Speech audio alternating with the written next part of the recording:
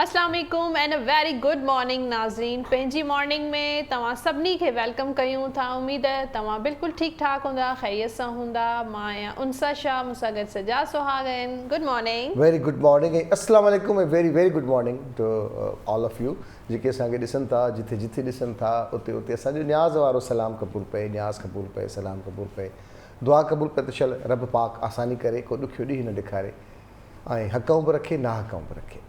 उम्मीद आहे तव्हां बिल्कुलु ठीकु ठाक हूंदो, ख़ैर सां हूंदो, मज़े में लशपश फिट चांहि जेका हथ में हूंदो, या का मसरूफ़ियत हूंदी, या का ॻणती हूंदी, का सोच हूंदी, उहा ॻणती बि ख़तमु थी वेंदी इंशा अल्लाह ताला ऐं मस्बत सोच ज़रूरु अॻियां वधंदी ऐं जिथे किथे हैप्पी रहंदासीं। तव्हां कीअं आहियो? ठीकु आहियो? बिल्कुल ठीक ठाक, हैप्पी आहियो? बिल्कुलु जीअं तव्हां चयो न, चांहि जो कप हथ में हूंदो ऐं काफ़ी जेके आहिनि ऑनलाइन क्लासिस बि हलंदियूं हूंदियूं ॿारनि जूं, उनमें बि बिज़ी हूंदा, ॿारनि खे उथारींदा हूंदा ऐं लैपटॉप हथ में ॾींदा हूंदा कि जल्दी जल्दी क्लास शुरू थियण वारी आहे। हा, लैपटॉप, टैबलेट, मोबाइल ऐं बाबा अॼुकल्ह जेको आहे न इहो सिस्टम थी वियो। पहिरीं असां ॿारनि खे उथारींदा हुआसीं, चवंदासीं फ्रेश थी वञो ऐं यूनिफॉर्म चेंज कयो ऐं बैग पैक कयो, नाश्तो कयो ऐं जल्दी जल्दी स्कूल वञो। माना ईंदड़ कुझु वक़्त में असांखे माइरूं पढ़ियल लिखियल मिलंदियूं। अक्सर होमवर्क बि उहे पियूं कनि, उथारनि बि उहे पियूं, चेक बि उहे पियूं कनि, अपलोड बि माइरूं कनि पियूं। ॿार वेठा आहिनि, को निंड पियो आहे, को हीअं सुतो पियो आहे, अखि अधु खुलियल आहे, अधु बंदि आहे, जंहिंमहिल नालो थो अचे ओॾी महिल बसि ईअं थोरो रड़ करे वरी वेही था रहनि ॿार। नाइट सूट में इहे जेको आहे न स्कूल जो कमु पियो थिए, ऑनलाइन क्लासिस पियूं थियनि ऐं कुझु ॿार आहिनि जेके सुस्ती जे करे ऑनलाइन क्लासिस न पिया वठनि, उनजूं माइरूं वठनि थियूं, उहे उन्हनि ॿारनि जी अटेंडेंस बि लॻाइनि थियूं ऐं पाण अटेंड करे पोइ ॿारनि खे निंड मां उथारे पोइ हुनखे ॿुधाए त हीउ होमवर्क आहे, हीउ मिलियो आहे, इहो ज़रूरु करे छॾ। मूंखे सम्झ में न आयो, पोइ ॿई गॾु माउ पुटु माउ धीउ गॾु वरी ट्यूशन ते बि गॾु वञनि था सिखणु पढ़ण जे लाइ। त बहरहाल हिकिड़ो नओं तजुर्बो आहे उन्हनि घरनि लाइ जेके गैजेट्स यूज़ कनि था, जंहिंमें इंटरनेट सहूलियत मौजूदु आहे। बाक़ी उहे ई असांजा सरकारी स्कूलनि जा ॿार आहे, उहे वेठनि आराम सां निंड था कनि, शाम जो को ट्यूशन ते विया त विया, न त पोइ ख़ैर आहे। कोविड जे करे जेका आहे न स्पेशली एजुकेशन में इलाही जेको आहे इहा प्रॉब्लम शुरू थी वई आहे पोएं साल खां जॾहिं खां इहो कोविड स्टार्ट थियो आहे। मेरे ख़्याल में मेजॉरिटी जेके आहे असांजे पाकिस्तान में जंहिं वटि गैजेट्स न आहिनि, लैपटॉप्स न आहिनि या आईपैड न आहे, पोइ उहो ऑनलाइन क्लासिस नथो वठी सघे। इन जी वजह सां उअं ई असांजो एजुकेशन सिस्टम एतिरो वीक आहे, स्पेशली सिंध जो ऐं पूरे पाकिस्तान जो।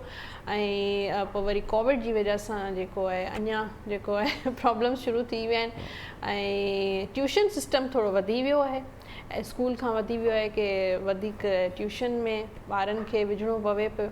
जेको स्कूल वारा चवंदा कि ट्यूशन सिस्टम न हुअणु घुरिजे, पर मजबूरी जे तहत जेको आहे ट्यूशन मोकिलिणो थो पवे ॿारनि खे। ऐं जेतिरियूं हिते उन सां फीसिस आहिनि कराची में प्राइवेट स्कूल्स जूं, त उहो को चङो भलो माण्हू बि अफोर्ड करण लाइ सोचे थो त एॾा महांगा स्कूल, महांगी फीसिस ऐं फ्री में स्कूल वारनि खे ॾियूं पिया, त ओॾीमहिल दिलि ॾाढी मतिलबु दिलि सड़ंदी आहे। मुंहिंजी त एडवाइस आहे कि जेके KG में आहिनि या नर्सरी में आहिनि, उन्हनि खे जेको आहे होम स्कूलिंग उनखे वधीक बहितर रहंदी।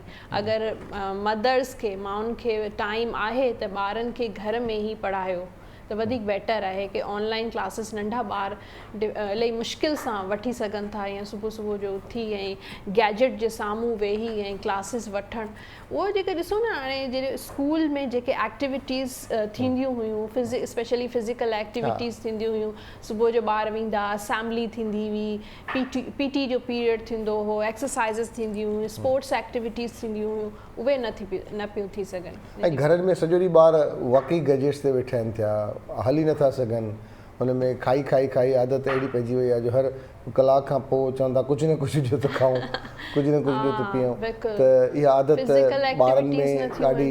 ऐं अॻ में यादि आहे 2017 में त उते इहा सर्वे हली हुई अमेरिका में, हिननि पासनि में, त ॿारनि खे जेका हिकिड़ी बीमारी चइजे उहा इहा थी वई आहे त मोबाइल ॾिसणु वक़्तु उनजो हथु हले थो खाइण जे लाइ। इहा उते हिकिड़ी हुननि नई तहक़ीक़ कई त कोविड वोविड जी का शइ कान हुई, त ॿारु मोबाइल यूज़ करे थो त उहो चाहे थो त कुझु न कुझु खावां ऐं ॾिसां कमु कयां, त इहा आदत जेका आहे सा इहा वधंदी थी वञे।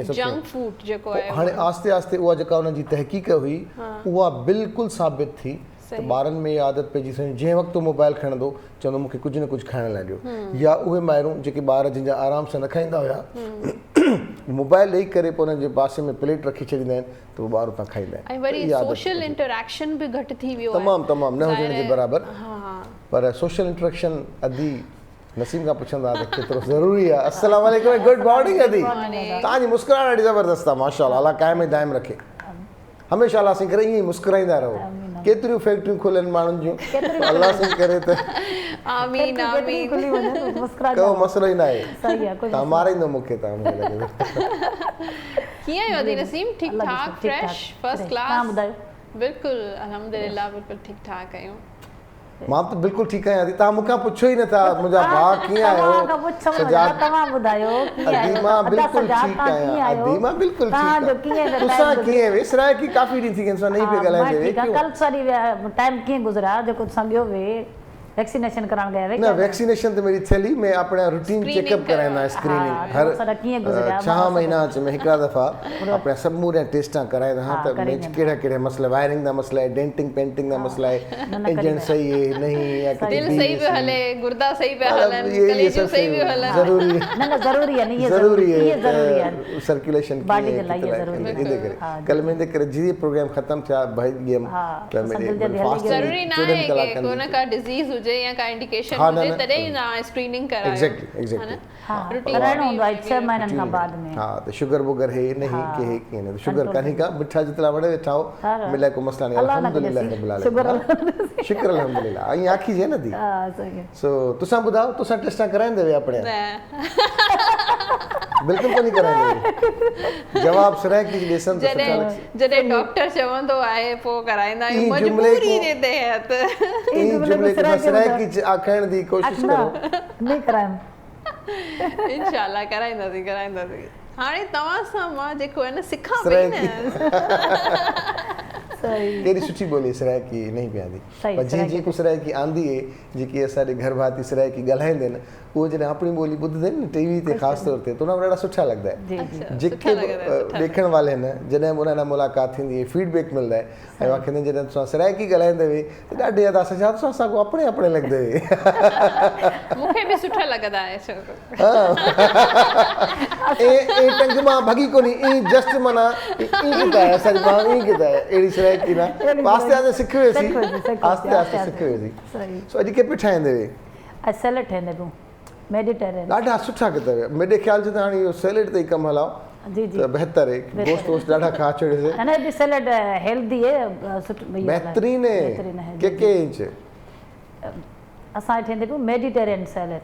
मेडिटेरियन अच्छा, जो मेडिटेरियन दा मतलब जो समुंड दे किनारे जेके खास लाइक किते पसंद मेडिटेरियन सी है पूरा, मतलब जी असा का अरेबियन सी है, ओशियन सी ओशियन लगे सी लगे पर मेडिटेरियन सी है, मेडिटेरियन सी रेसिपी बुधावा या तो सब बुधाओ प्लीज। अज तो ता लगे तो कौन कंदा ना चुलो वलो कौन बारी? चुलो हले पियो, चुल्हे जो कम है, चुल्हे का बगैर तो कोई किचन आए ना जैसे ते अदी तुसा बाहर न देओ सा को मजा ही ना आवे ना तो बाद माना ये कामयाबी है।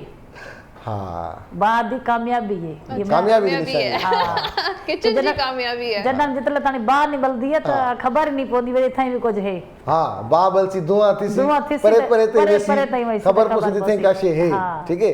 जिसने घर च पाड़े च बाबल सी काशी ठसी खुशबू वैसी पाड़े च खबर पोसी वाह वाह वाह इतना कोई रहंदा ही पया है, इते के रहंदा पे। हां ये सही, खास तौर ते बेदे दी खुशबू डाडी थींदी है ना, सुबह सुबह जने मानो ये ओ इंदी खुशबू सुठी होंदी है, खुशबू सरे पाड़े च त दिला के बेदे जी हां फ्राई जी उन जी खुशबू पाड़े में आमलेट और हां फ्राई जी। ता के चाय जी खुशबू वणंदी होंदी? चाय जी खुशबू किते घट होंदी है, पर होंदी है पर इतनी सफा अरे मुखे ते लई फील थींदी है चाय जी खुशबू। ओ जने खीर मतलब सुठो होंदो है न पो हुन जी थींदा, बाकी मिल्क पैक इन जी वो खुशबू न ईंदी है। आइते त घणो यूज करियो था असा पैकेट वारो या हुन वारो पाउडर वारो। बुधायो रेसिपी या जो फेवरेट डिश पिट है सैलेड? आज पांजी किचन में रेसिपी है मेडिटेरियन सैलेड, हुन में असा जेके इंग्रेडिएंट शयूं आहिनि उहे तव्हांखे ॿुधायूं था।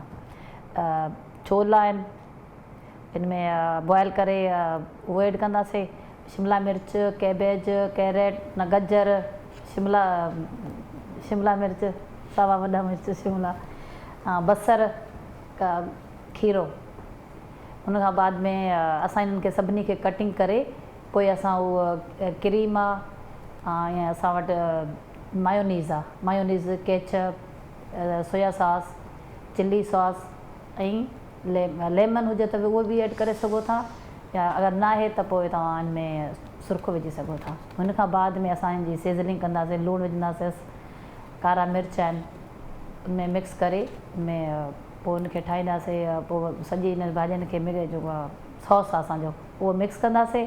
हुन खां बाद में जेके छोला वेजिटेबल मिक्स करे पोइ हुन में थोरो सुर्ख़ो ऐं कारा मिर्च विझंदासीं। कारा मिर्च विझी पोइ असां वटि जेको इहो असां वटि क्रीम ऐं मायोनीज़ आहे हुनखे मिक्स करे केचप सॼो मिक्स करे हुन में विझंदासीं।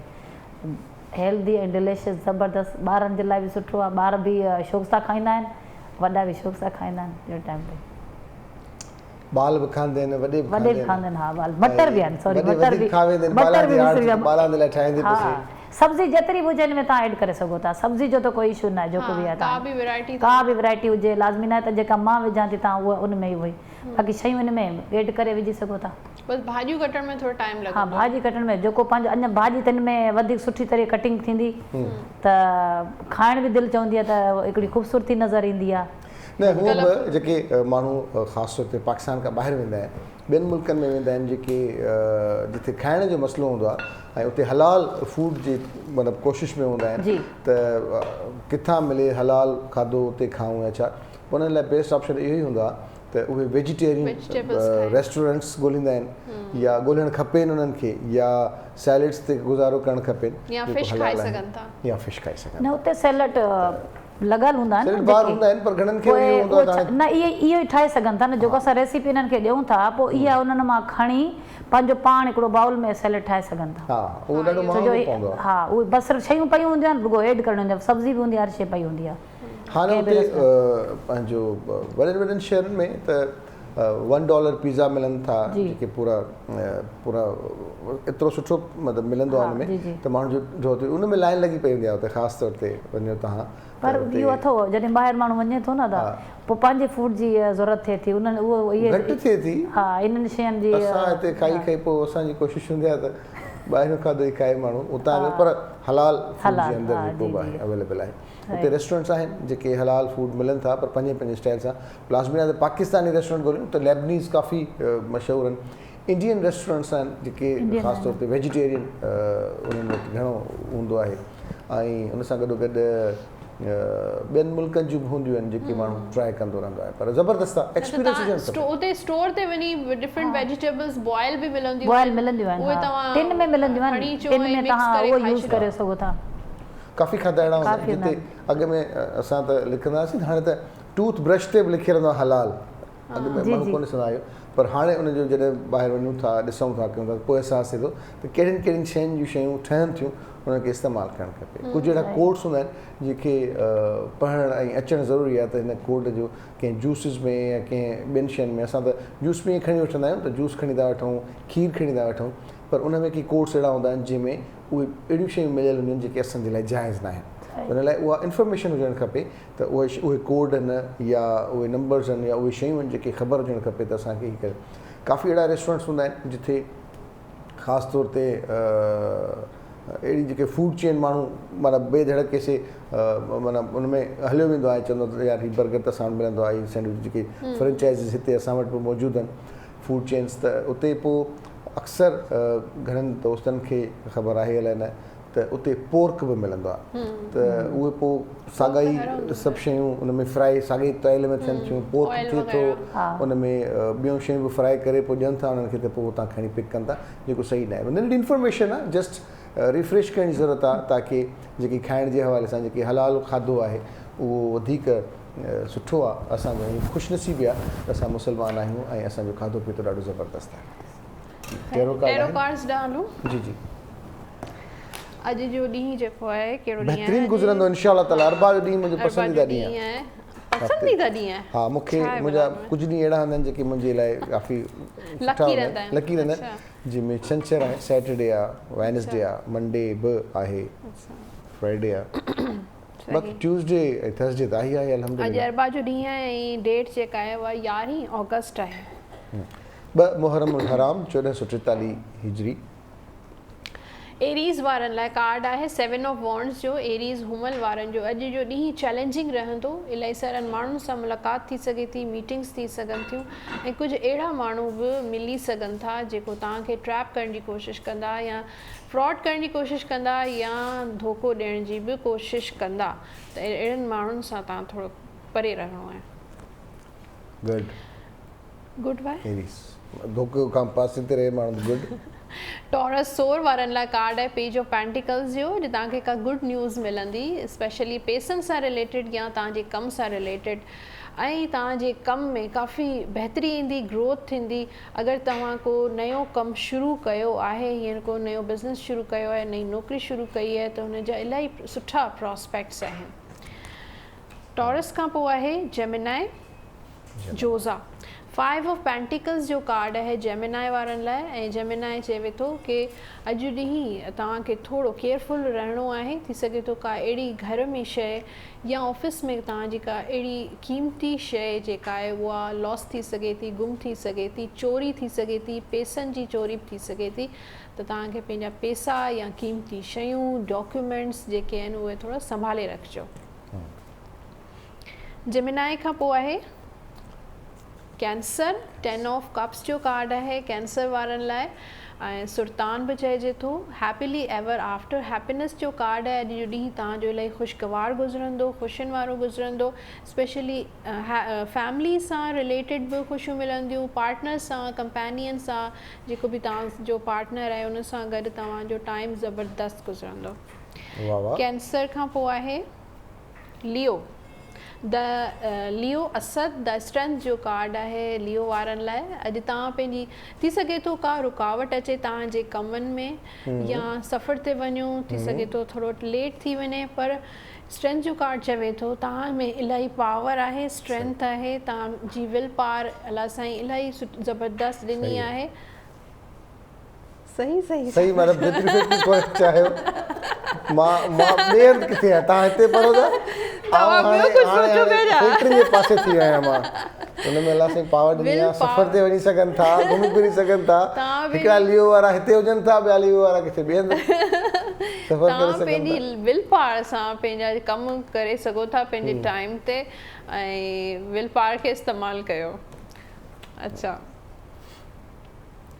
लियो खां पोइ आहे वर्गो। द स्टार जो कार्ड आहे, होप्स एंड फेथ जो कार्ड आहे। स्टार जो कार्ड चए थो कि अगरि तव्हांजी सिहत सही न आहे त हीलिंग जो कार्ड आहे, तव्हांजी सिहत इंशाल्लाह बहितरी हुन में इम्प्रूवमेंट नज़र पई अचे। ॿियो इहो आहे कि तव्हां पॉज़िटिव सोचो, होप्स रखो, अलाह साईं ते, कुदरत ते भरोसो रखो, जंहिंखे बि तव्हां मञो था उन ते भरोसो रखो ऐं उन खां पोइ पंहिंजे पाण ते बिलीव रखो, पाण ते बि भरोसो रखो कि तव्हां सभु कुझु करे सघो था। उन खां पोइ आहे वर्गो खां पोइ आहे Libra. Libra Meezaan the emperor जो कार्ड आहे ऐं इहो कार्ड चए थो अथॉरिटी तव्हांजे हथ में आहे, विल पावर तव्हांजे हथ में आहे। अॼु तव्हांजो ॾींहुं जेको आहे वधीक रूहानी स्पिरिचुअलिटी जे मतिलबु ॾांहुं वधीक हूंदी तव्हांजी। तव्हांजो जेको फोकस आहे उहो इबादत में वधीक हूंदो। अच्छा, लिब्रा खां पोइ आहे the great Scorpio. King of pentacles जो कार्ड आहे ऐं स्कॉर्पियंस जेके आहिनि अॼु ॾींहुं तव्हांजो बहितरीनु गुज़रंदो। पैसा तव्हांखे किथां मिलंदड़ नज़र पिया अचनि, पर पाड़े वारनि खे प्लीज़ न ॾिजो। ऐं पैसा तव्हांखे मिलंदा, ग्रोथ तव्हांजी आहे कैरियर में, फाइनेंसिस में, जंहिंमें जेको बि कारोबार अॼु ॾींहुं जा तव्हांजो ज़बरदस्त गुज़रंदो ऐं बिज़नेस में तव्हांजो अगरि तव्हांजो मतिलबु टाइम ज़बरदस्त गुज़रंदो, फाइनेंशियली इम्प्रूवमेंट बि नज़र अचे, स्ट्रेंथ बि नज़र अचे। मां वधीक बि ॿुधाया न हिन जे करे। सही उहो स्ट्रेंथ आहे स्कॉर्पियो जे लाइ। स्कॉर्पियो खां पोइ आहे सेजिटेरियस। द मून जो कार्ड आहे। अॼु तव्हांजो सेजिटेरियस कॉस ऐं द मून जो कार्ड चवे थो अॼु तव्हांखे पंहिंजो फोकस हिकिड़ी जाइ ते रखो।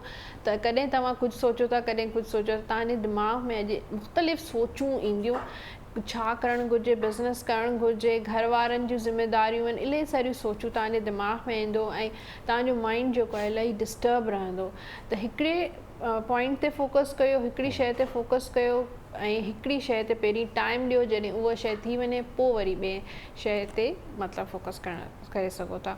कैप्रिकॉन जल्दी द हेरोफेंट जो कार्ड आहे, इलाही ज़बरदस्त पॉज़िटिव एनर्जी रहंदी तव्हांजी, ऐं कॉन्ट्रैक्ट को मिली सघे थो, तव्हांखे का जॉब मिली सघे थी, ऐं बिज़नेस तव्हांजो प्रोजेक्ट मिली सघे थो, बिज़नेस तव्हांजो ग्रो करे सघे थो, ऐं लक जेको आहे अॼु तव्हांजो साथ ॾींदी। कैप्रिकॉन खां पोइ छा आहे? एक्वेरियस दिल 4 ऑफ कप्स जो कार्ड आहे। अॼु तव्हांजी तबियत थोड़ी सही न रहंदी, पंहिंजी सेहत जो ख़्यालु रखो।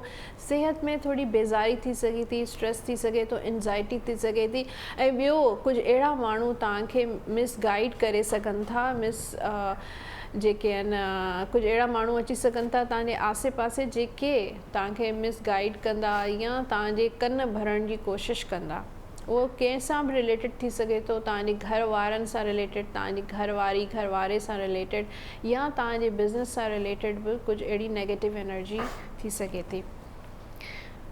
लास्ट कार्ड आहे पाइसिस। अदी नसीम भी रही इहो ॿुधां अॼु मां अदा सजादा इहो ॿुधां मसला कीअं ते सजादा खे। अच्छा, पाइसिस हूत वारनि लाइ कार्ड आहे क्वीन ऑफ सोर्ड्स जो। पाइसिस वारनि जो अॼु जो ॾींहुं जेको आहे इलाही सोचण में गुज़रंदो, प्लानिंग करण में गुज़रंदो। करे करे थकिजी पिया प्लानिंग, छो त इहे पाइसिस प्लानिंग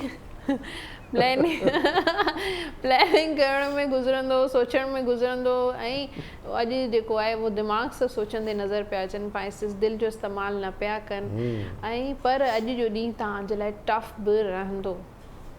ऐं अदी नसीम ज़बरदस्त अॼु सैलेड ठाहे पई, मेडिटेरियन सैलेड पई ठाहे। मेडिटेरियन सैलेड आहे जेके पाण सलाद सॾींदा आहियूं, ऐं इन सलाद में अलाए छा छा पियो पए, भाॼियूं आहिनि, ऐं भाॼियूं बि जेके आहिनि उहे सिहत लाइ ज़बरदस्त हूंदियूं आहिनि, वाइटामिन्स मिनरल्स हूंदा आहिनि, त भाॼियूं बि ज़रूरु खाइणु घुरिजनि। रोज़ाना गोश्त बि सही न हूंदो आहे। अच्छा अदी नसीम, सैलेड जा केतिरा क़िस्म थींदा आहिनि? हिकिड़ो रशियन सैलेड आहे, ॿियो टर्किश सैलेड आहे, हिकिड़ो असांजो देसी सलाद आहे। पाकिस्तानी सलाद में छा छा पवंदो आहे? आहे न पाकिस्तानी सलाद, या सभु ॿाहिरां? न पाकिस्तानी बि असां इहो खीरो विझंदा आहियूं। पाकिस्तानी सलाद में तव्हां ॾिसो बसर हिकिड़ो टमाटर कटे ॾींदा ऐं खीरो विझी ॾींदा, ऐं मथां थेली चाढ़े ॾींदा, ऐं अंदरां खोलींदा सीधो पारूं था बसर पारूं पाकिस्तानी न पाण ठाहींदासीं परूथा थोरा ई थींदा। अच्छा पाण जेके ठाहींदासीं, सही सही उनमें बि टे शयूं सलाद थी वियो। न सलाद इनमें असांजी ॻोठाणी सलाद में रुॻो बसर शामिल हूंदा आहिनि, सिर्फ़ु बसर हूंदो आहे। सही आहे, हुनमें बि टेस्ट आहे, हुनजो ज़बरदस्त टेस्ट आहे। हुनजो जेको टेस्ट आहे न तव्हां बसर जो, हिननि खां वधीक टेस्ट आहे बसर जो। हा इहे चइबो आहे बुख खां बसर चङा, वधीक टेस्ट छो आहे? छाकाणि त बुख खां बसर चङा, ॿियो कुझु हूंदो कोन्हे को। फ्रेश बसर मिलंदा आहिनि बिल्कुलु। हा हा सही। त टेस्ट असां उनजो त माना फ्रेश ई फ्रेश खाईंदा आहिनि। असां त मतिलबु महीननि 3-4 महीननि खां बाद में हिते पहुची वञनि था, जॾहिं त असां उन्हनि खे अॼु ॾींहं ताईं उहे जेके फैमिलीज़ जेके सां अफोर्डेबिलिटी जो मसइलो आहे, त उहे अॼु ॾींहं ताईं 2 मानियूं घरां खणंदा आहिनि, थोरो लूणु ऐं 2 चे बसर, बसि इहे खणी वेंदा पंहिंजे लाइ ज़मीनुनि ते ख़ासि तौर ते। पोइ हीअं मुक हणी बसर भञींदा, पोइ हुन मां थोरो बसर जो टुकड़ो खणंदा, थोरो लूणु मिलाईंदा, खाईंदा। ऐं लस्सी, उहो वरी लस्सी केरु खणी ईंदी आहे ज़मीनुनि मां, ईअं मानी जी टोकरी लस्सी लुॾंदी ईंदी। इहो फिल्मी सीन पिया ॿुधायो तव्हांखे, हाणे का माई अचे पई टोकरो खणी, इहो थींदो रहंदो आहे, इहो अक्सर थींदो रहंदो आहे न। ठीकु आहे, अस्सलाम वालेकुम। अस्सलाम वालेकुम। हेलो अस्सलाम वालेकुम अदी। वालेकुम सलाम। अदा सज्जाद जी अदा। बस सज्जाद निज़ाम इकराम टोनो मोहम्मद खान।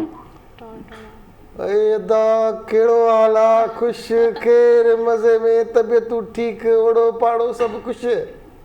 बस साईं सभु ख़ैर लॻो पिया। हीअं ॾिठोसीं अदा सज्जाद खे अदी अंशा सां वेठी अदी, तव्हांखे बि सलाम हुजे। वालेकुम अस्सलाम, कीअं आहियो अदा? ठीकु आहियो? सभु ख़ैर आहे, पर स्क्रीन ते जेका जोड़ी तव्हांजी लॻे पई अदा झूनो थी वियो आहे थोरो। हाणे झूनो थी वियो आहे न मां? हा अदा हाणे केसिंग चेंज थी वई, हाणे तव्हां थोरो सही आहे। ज़ाहिर आहे, पोइ हाणे न उमिरि त इंसान में आहे ईंदी, इन में मां बिल्कुलु न को माइंड कंदो आहियां, न को या त नेचुरल आहे। न कंहिं वक़्तु में पंहिंजी कचहरी थींदी त मूं तव्हांजो नालो रखियो जाड़ो खान। हाँ सही ॻाल्हि आहे। हाणे उहो ॾाढो खान फिट पियो वियो। ॿियो बा ख़ैर आहे? सभु ख़ैर सजाद भाउ, तव्हां नालो मूंखे ॾाढो वणंदो आहे सजाद, ज़बरदस्त नालो आहे। सर तव्हां पाण ॿिन्ही हिक ॿिए जो नालो वणंदो आहे साईं? न पर मूंखे तव्हांजो नालो तमामु घणो वणंदो आहे सजाद, मतिलबु केॾो ज़बरदस्त नालो आहे सजाद। साईं महिरबानी। ऐं इहो ई मज़लूम आहे, सजाद नालो ई मज़लूम आहे। हा ॾिसो मज़लूमनि, असां हमेशह मज़लूम रहिया आहियूं, तव्हां त माशाल्लाह सदाईं मज़लूम रहिया आहियो। सर असांखां न पुछो न, हाणे इन दुख ते ईंदासीं त वरी पोइ 4 प्रोग्राम करणा पवंदा। कीअं आहे, घर वारा ठीकु आहिनि, असांजी भाॼाई ठीकु आहे, बचड़ा ॿारड़ा ख़ुशि आहिनि, ख़ैर ख़ैरियत आहे? सभु ख़ैर लॻो पिया। मायूं कॾहिं बीमार थींदियूं आहिनि साईं? न न न न उहा ॻाल्हि माना बसि जनरली पुछमि पे। मायूं बीमार न थींदियूं, ॿार को मर्दनि सां वीचारनि सां वेदन हूंदो हा अथव। उहे वीचारा हूंदा आहिनि इन करे। अच्छा मूंखे यादि थो अचे अदा सजाद त जॾहिं असां प्रोग्राम कंदा हुआसीं फैमिलीज़ तां हिन तां, तव्हां काफ़ी सालनि खां पोइ पंहिंजे भाइरनि खे हिन खे तव्हां परचायो हो, उहो यादि आहे तव्हांखे? सर बिल्कुलु परचायो हो ऐं अलाह जो शुक्र आहे मोहबतूं वधी वियूं, कुर्ब वधी विया आहिनि ऐं हाणे माशाल्लाह पहिरीं खां बहितरीन रिज़ल्ट आहे माशाल्लाह। ऐं उन में असांजो थोरो घणो हथु हुयो हा न, या न? साईं पूरो क्रेडिट तव्हांजो। It will be most important for your credit sir. न न उहा ॻाल्हि क्रेडिट जी न आहे, असां जस्ट रुगो चवंदा हुआसीं त बाबा जेको मुड़ियो सो जुड़ियो, कंहिंखे दरगुज़र कजे, माफ़ कजे ऐं तव्हां हुन ते अमल कयो। जी हिकिड़ी ॻाल्हि में साथ न ॾिनो। कहिड़ी में? तव्हां मुंहिंजी घरवारी ऐं भाॼीअ खे सम्झाए न सघिया। छाजे लाइ? त साईं रोज़ ज़ुल्म थी करे न, पाण छा करियूं? ज़ुल्म थी करे रोज़? हा कहिड़ा ज़ुल्म थी करे, असां बि त ॿुधो। अदी तव्हां न ॿुधो, मायूं उहो ई कोन ॿुधंदी, छॾे ॾियो। सही ॻाल्हि आहे। हर मर्द जी ये शिकायत हूंदी आहे कि ज़ाल जेका आहे उहा ज़ुल्म थी करे। हा उहो जेका अदी वेठी आहे न, सांझण वेठी करे, जेके चवंदा आहिनि कुकिंग में वेठी आहे। हा सांगड़ सांगड़ जेका करे पई मशहूर थी वई आहे अदी। अदी जो सॼो हूंदी बाज़ारि हिते आहे पर मतिलबु ज़हनी तौर ते सांगड़ में हूंदी आहे।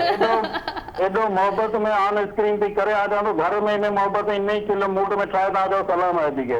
ऐं जेकॾहिं इहो मोहबत जो इज़हार घर में करे न, अधो सांगड़ वञे ई न। काश ईअं मोहबत में सांझण घर बि करे अदी के सलाम आहे, हिते खिलियो ईअं डायरेक्ट चवंदो न मूं ते खिल रखिजे, न त प्रोग्राम न कर। हा सही आहे डायरेक्टर जे चवण ते, पर न उहो साहिब जी महिरबानी आहे। हा तो इन करे तव्हांजी ॻाल्हि सां मां 200% सही आहे। जेकॾहिं इहो साॻियो रवैयो इहा मुस्कुराहट घर में रखे त ॿियो माण्हू सांगड़ वञे छो? न न साईं, बाक़ी साईं प्रोग्राम जी ॻाल्हि कजे त बहितरीन प्रोग्राम होस्टिंग जे हवाले सां आॾो ॿिन्हिनि खे जेको तो क्रेडिट ॾियणु घुरिजे। माशाल्लाह बहितरीन। ऐं अभी तव्हांजो talking power is the best. अदा सजा त सीनियर आहे, नथा चई सघूं, पर तव्हां इन सां गॾु वेही हिनखे माठ करे इहो मुंहिंजो सलाम आहे। Thank U.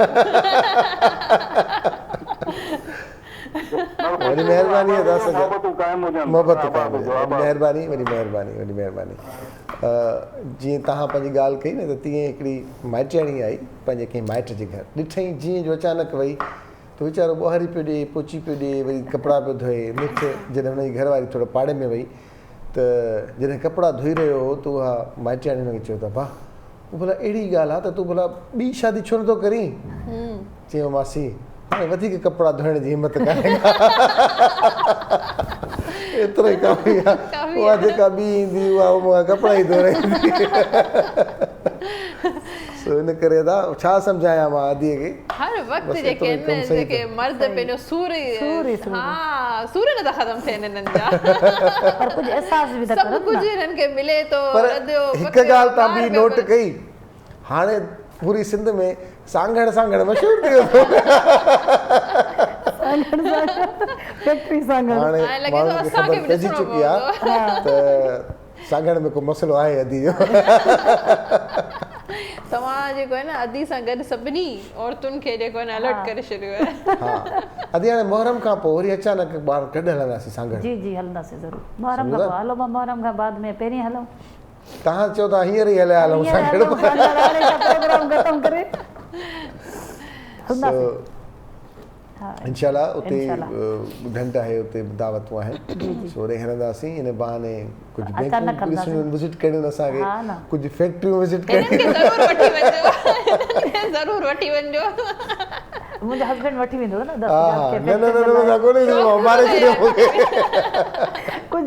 कुझु अधु सजाद खे फैक्ट्री ॾेखारींदो। न न मुंहिंजी फैक्ट्री ॾिठल। सो न बहरहाल सुठी मज़ाक ॻाल्हि आहे, आहे ऐं इहा ॻाल्हि वाक़ई सही आहे त जेकॾहिं घर में माहौल बहितर हुजे ऐं घर में इहे मुस्कुराहटूं कचहरियूं सुठियूं हुजनि त माण्हू पंहिंजी पोस्टिंग पंहिंजे शहर में ई कराईंदो। सो मूंखे उमेदु आहे त दी नसीम सम्झी चुकी हूंदी।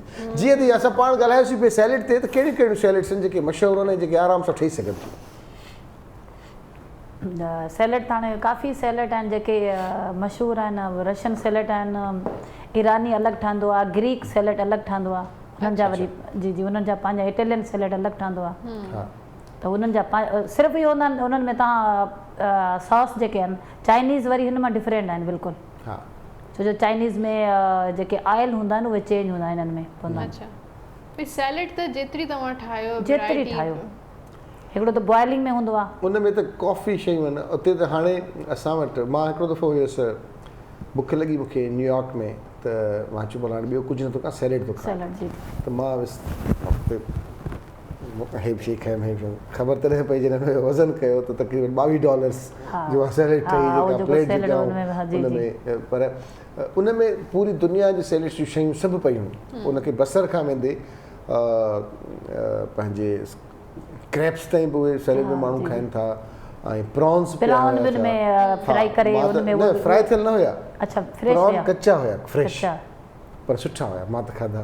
कच्चा खाधा अथव? हा हा, पोइ मैरिनेट थियल हूंदा, ईअं न हूंदा बिल्कुलु मैरिनेट थियल न, हा न हुया बिल्कुलु न, बसि उन में उनजी फ्रेशनेस जॾहिं तव्हांखे खपे थी, एतिरा फ्रेश हूंदा आहिनि। अच्छा, हू जीअं सी मां कढे ईंदा आहिनि उहे फ्रेश, उहे खाई सघो था, तमामु फ्रेश हूंदा, बिल्कुलु फ्रेश हूंदा। और त जेकॾहिं तव्हां हल्को तव्हां लेमन थोरो उन ते हणो, हुन खां पोइ तव्हां खाओ, तव्हांखे मज़ो ईंदो। मां ॾाढो मतिलबु क्रेज़ी फैन आहियां प्रॉन्स जो, मूंखे त वणंदा आहिनि। सुठा टेस्टी हूंदा आहिनि। जी जी, पर इहे सैलेड्स उते दुनिया में ॿिनि वॾनि शहरनि में अहिड़े वॾा वॾा शॉप्स आहिनि जिते सैलेड्स मिलंदा आहिनि, जस्ट सैलेड पिया हूंदा, तव्हां पाण पिक कयो तव्हांखे छा खाइणो आहे हुन में।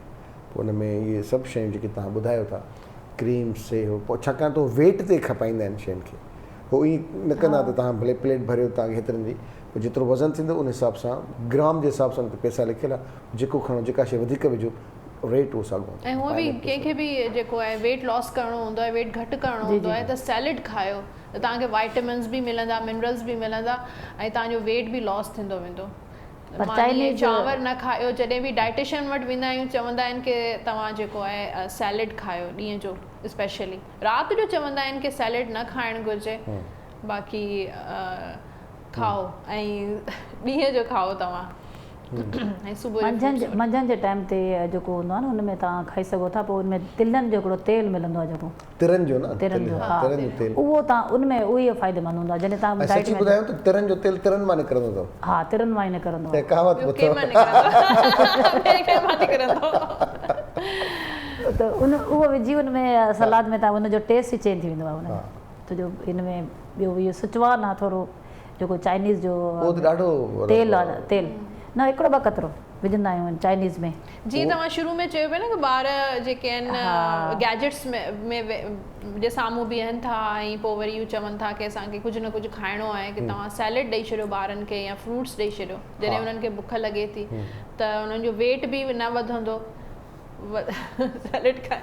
पर सैलेड में डिफरेंट हुजनि के हॉट डॉग्स हुजनि, नगेट्स हुजनि, ॿारनि खे इहो खपे, बर्गर हुजनि, पासे में का बोतल पई हुजे, बोतल पई हुजे न, बोतल अवॉइड करियो, बोतल सही न आहे।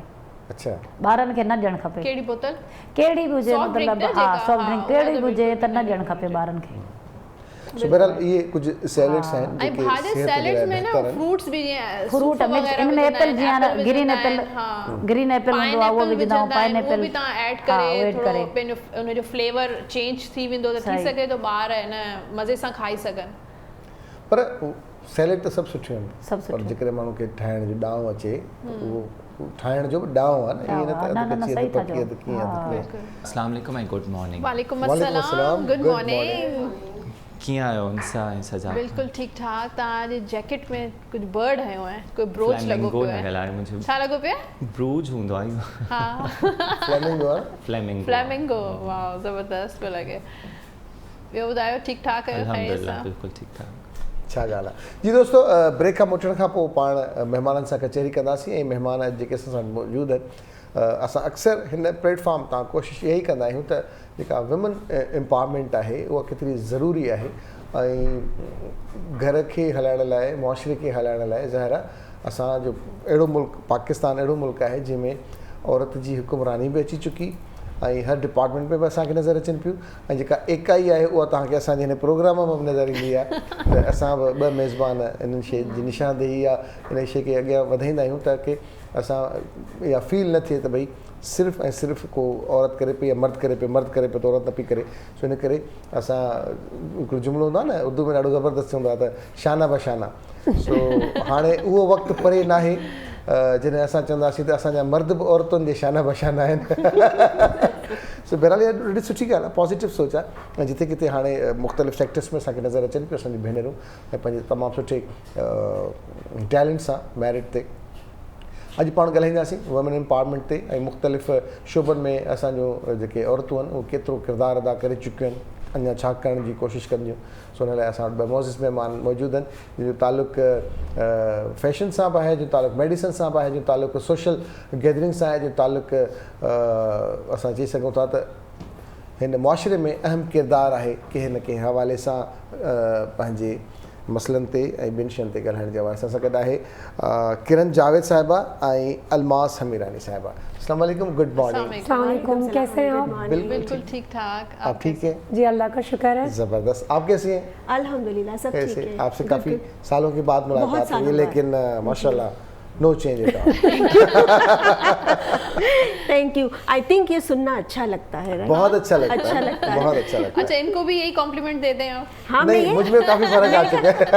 और ये सुनने के बाद इंसान और तरोताज़ा हो जाता है। तरोताज़ा हो जाता है। वैसे ही नजर आ रहे हैं आप भी माशाल्लाह। और बिजनेस में भी माशाल्लाह हमारी खूबसूरत ख़वातीन जब से आई हैं तब से रुझान बढ़ता जा रहा है। बहुत शुक्रिया, और खूबसूरती बढ़ती जा रही है। बिजनेस खूबसूरत हो गया, बिजनेस खूबसूरत हो गया है। सही बात है, बिल्कुल सही बात है। तो जब ब्रेक में बात हो रही थी किरण से, तो किरण ने जब अपना तारुफ कराया जी। तो जब इन्होंने एंटी करप्शन की बात की तो हमें तो एंटी करप्शन से भी प्यार होने लगा कि अगर ऐसे लोग तो ये फिर एंटी करप्शन से एंटी करप्शन बड़ा जबरदस्त शोभा है, राइट? नहीं देखिए, हमारे मुल्क से हमको वाकई पेट्रियाटिज्म होता है, बेहद मोहब्बत होती है। कोई भी डिपार्टमेंट हो, हमें चाहे एजुकेशन सेक्टर हो चाहे कुछ भी हो, हमें अपने मुल्क से मोहब्बत है तो हर चीज़ से मोहब्बत है। सही बात है। ऊपर से आपने जो मेडिसिन का जो आपका जी, मेडिसिन से रिलेटेड मेरा बिजनेस भी है और मेरी मेडिसिन मैं इंपोर्ट करती हूँ।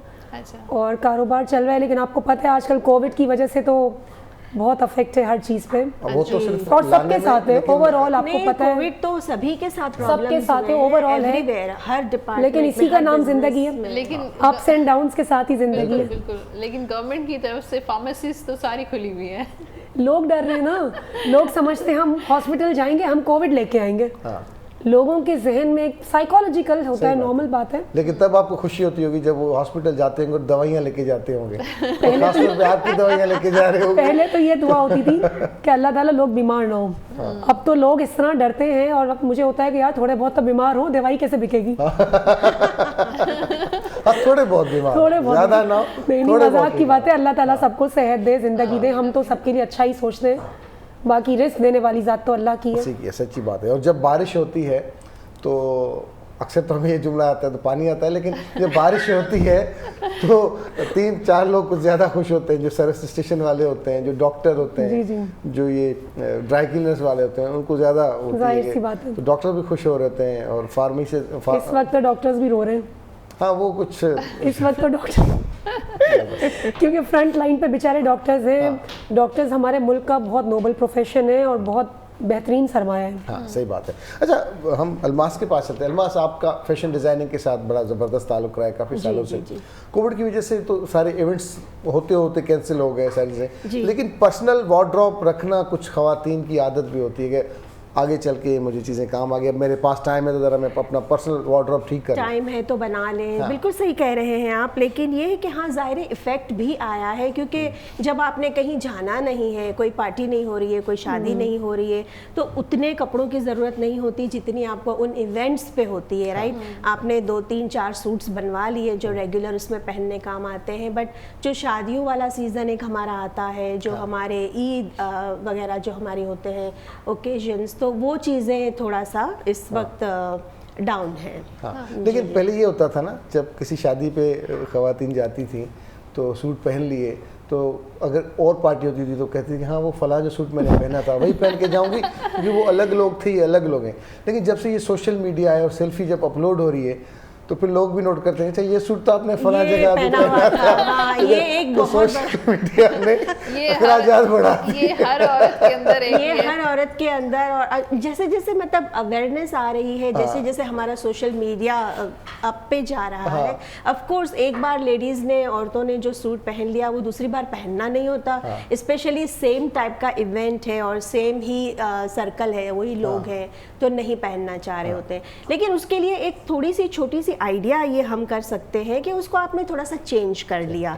जैसे उसके साथ अगर आपने कोई दुपट्टा दूसरा लगा दिया, या ये है कि आपने कोई बॉटम उसके साथ दूसरा पहन लिया, तो थोड़ा सा अपना जो क्रिएटिविटी होती है ना, उसको इस्तेमाल करके इसको मैनेज किया जा सकता है। अब तो इतने डिजाइनर्स आ गए हैं, जी, ये जी, कि जी। हर घर में एक डिजाइनर है, हर घर में एक डिजाइनर हर मौजूद औरत है। को कुछ और नहीं समझ आता तो वो यही designer काम बन कर जाती रहे है। हैं। लेकिन वो जुगाड़ी डिजाइनर है, जो प्रोफेशनल डिजाइनर की बात है, different उनकी आंख डिफरेंट होती है जी चीजों बिल्कुल को बिल्कुल देखने सही की। कह रहे हैं, बिल्कुल सही कह रहे हैं। उनका विजन एक अलग चीज़ होती है, उनकी आंख एक डिफरेंट होती है। लेकिन ये है कि ये बहुत अच्छी चीज़ है कि हमारे लोग इस वक्त सोशल मीडिया को यूज़ कर रहे हैं। आप सोशल मीडिया पे देखें, आपको हर चीज़ अवेलेबल होती है, क्या कपड़ा लेना है, कौन सा इन है, कौन सा आउट है, कौन सी स्टाइल चल रही है, उसमें अगर आप अपना थोड़ा सा क्रिएटिविटी को देख लें और कुछ थोड़ा अगर आप करना चाहें तो बिल्कुल कर सकते हैं। हाँ, मैं तो अक्सर वो देखता हूँ कि जो फैशन डिजाइनिंग में है वो हेयर स्टाइल में, बहुत तो ज्यादा मैं तो पाकिस्तान में मैं खवातीन ढूंढ रहा होता हूँ जिनके काले बाल हों पूरे के पूरे। नामुमकिन है, मुश्किल है, तो बहुत अब ये मुझे बड़ा मुश्किल बहुत नजर मुश्किल आता है जिनके। आपकी बेगम के बाल किस कलर के? नहीं, वो भी इसी तरह के ही है। आपके ब्लैक है ना, ये काफी है। हाँ, तो हम मर्दों में ही नजर आते हैं ब्लैक बाल। मैंने तो मर्द भी ऐसे देखे हैं ज्यादातर, जो ब्राउन बाल में मुझे दिखते हैं। अच्छा, अब तो नहीं, लेकिन मर्दों में है ब्लैक बाल। अब जो है अवेयरनेस मर्दों में आ गई अब आ गई। सलून्स भी जा रहे हैं, सलून्स जा रहे हैं, मर्द आपको बिल्कुल। फेशियल कराते हुए दिखते हैं, सैलून्स में हर दिखते चीज हैं, हर होती वो है, काम उनको फेशियल करवाने भी जो है, लेडीज करवा रही मैनिक्योर हैं। पेडिक्योर, हर चीज हो रही है, हर चीज हो रही अच्छा, है। आप कैसे, जैसे औरतों को तो होता है कि फैशन में चले गए, ब्यूटिशियन में चले गए, तो आपने मेडिसिन वाली जो फील्ड मैंने कहा जो कोई ना करे वो मुझे करना चाहिए क्योंकि उसमें स्कोप ज्यादा होता है ना, कुछ ऐसी मतलब जिसमें कंपटीशन लेवल इतना लेडीज नहीं जाती मेडिसिन में, बिल्कुल ऐसे ही है। लेकिन ये अच्छा, डॉक्टर बनना तो उनको होता है शौक, लेकिन अब जो है लेकिन ये फील्ड ऐसी है कि इसमें स्कोप भी बहुत है। अच्छा और मुझे, I was a science student actually, अच्छा तो मुझे मेडिसिन और biology I was very good at it, तो मुझे शौक भी था इस चीज़ का। खवातीन की वजह से ही लोग दवाइयाँ खाते हैं। ये तो इल्जाम है, ये इल्जाम है।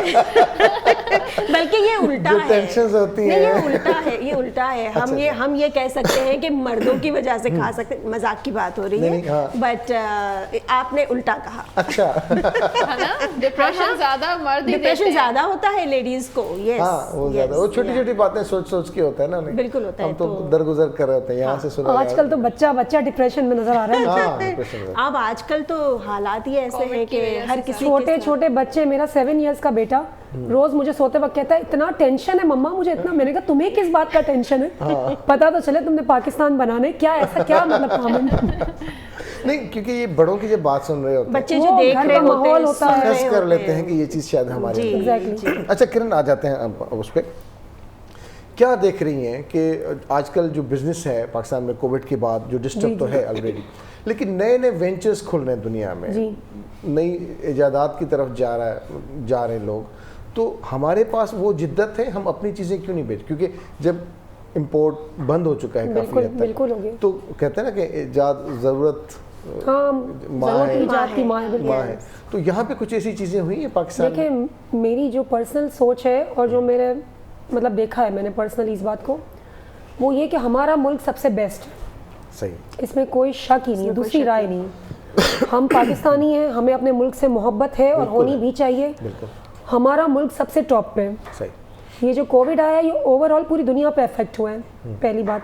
दूसरी बात ये कि जो बहुत अफेक्ट्स ये मेजर्स लिए जा रहे हैं हमारे मुल्क में, जैसे अब ऑनलाइन सिस्टम एजुकेशन, ये बाहर से देख के फॉलो हुआ, तो एजुकेशन चल रही है। हाँ। प्लस दूसरा ऑनलाइन बिजनेस, आप देखें स्टोर्स अगर बंद होते हैं, लॉकडाउन है, कुछ है, तो लोगों को अवेलेबिलिटी होती है ऑनलाइन में।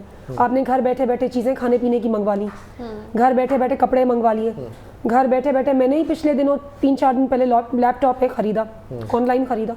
तो ये बताने का मकसद ये है कि हमारे मुल्क में भी ऐसी चीज़ें जो पहले कभी नहीं होती थी वो अब होने लगी हैं। तो हम लोगों को आहिस्ता आहिस्ता दूसरे मुल्कों से आदत भी छूट रही है। सही।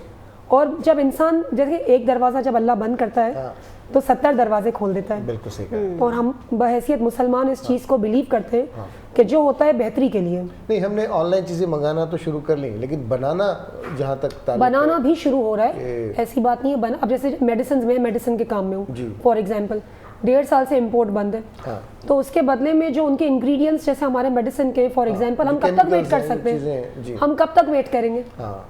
जिंदगी तो नहीं, मतलब बंदा घर में तकलीफ में तो कितना हद तक बैठ सकता है? यही मैं तो इसका फिर यही होता है कि यहाँ मैन्युफैक्चरिंग, यहाँ भी बड़ी बड़ी कंपनीज हैं, बेस्ट कंपनीज हैं, ब्रांडेड कि जितने भी आप लॉन के ड्रेसेस देख लें, कोई भी चीज़ देख लें, मुझे नहीं लगता पाकिस्तान से अच्छा मटेरियल कोई बनाता है।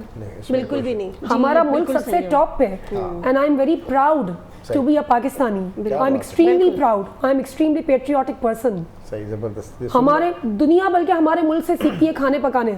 आप बाहर कहीं चले जाएं, 4 दिन आप बाहर खाएंगे, 5वें दिन आपको पाकिस्तान याद आता है। बिल्कुल ऐसे। हम 4 दिन बाहर ही खाना चाह रहे होते हैं। 4 दिन बाहर ही खाया जाए, बाकी थोड़ा बहुत यहाँ के कपड़े, यहाँ का लॉन का मटेरियल, हमारा फैसलाबाद, आप स्पोर्ट्स गुड्स में देख लें, Sialkot is the top one. मतलब हर चीज में हमारा मुल्क, मुझे तो नहीं लगता किसी चीज में पीछे है।